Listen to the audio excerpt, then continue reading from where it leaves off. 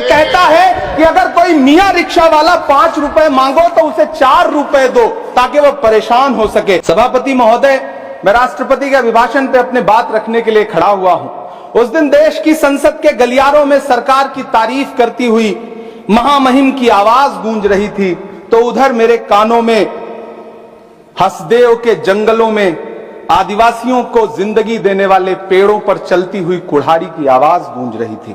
सभापति महोदय, इस तरफ महामहिम के भाषण पर प्रधानमंत्री जी संसद की मेज थपथपा रहे थे और उधर उत्तराखंड की अभागी बिटिया अंकिता भंडारी के इंसाफ की आवाजें मध्यम पड़ती जा रही थीं, जो आज भी पूछ रही हैं कि आखिर वो वीआईपी कौन था जिसके लिए अंकिता भंडारी को मार दिया गया।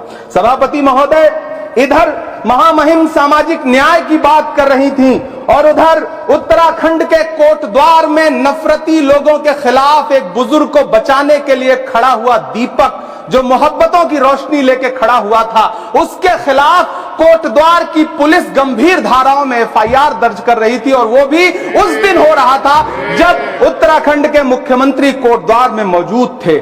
ये नया भारत है जहां दंगाइयों के खिलाफ एफआईआर नहीं होते, बल्कि अमन और मोहब्बत की बात करने वालों के खिलाफ एफआईआर दर्ज होता है। ये नया भारत है जहां असम का चीफ मिनिस्टर खुलेआम संवैधानिक प्रोटोकॉल तोड़कर कहता है कि मुसलमानों को इतना टॉर्चर करो कि वो राज्य छोड़ने पर मजबूर हो जाएं। वो कहता है कि अगर कोई मियां रिक्शा वाला 5 रुपए मांगो तो उसे 4 रुपए दो ताकि वो परेशान हो सके। ये नया भारत है जहां बरेली में खाली घर में नमाज पढ़ने पर पुलिस मुकदमा दर्ज करती है। ये नया भारत है जहां क्रिसमस की तैयारी करते हुए ईसाइयों पर सरकार मुकदमा दर्ज करती है।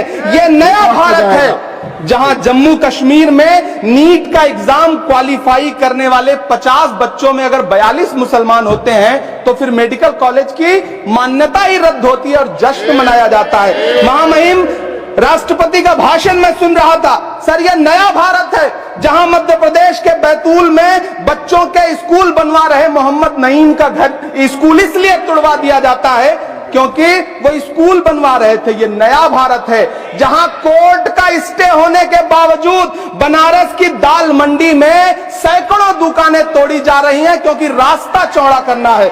सभापति महोदय, मैं आपसे कहना चाहता हूं कि जो पीढ़ी अपने बुजुर्गों को गाली देती है उसके साथ प्रकृति इंसाफ करती है। आज इंदिरा जी और नेहरू को गाली देते हैं, नेहरू को छोटा नहीं कर पाएंगे। नेहरू का नाम आइंस्टीन के साथ लिया जाता था और आपका नाम एप्स्टीन के साथ लिया जाता है।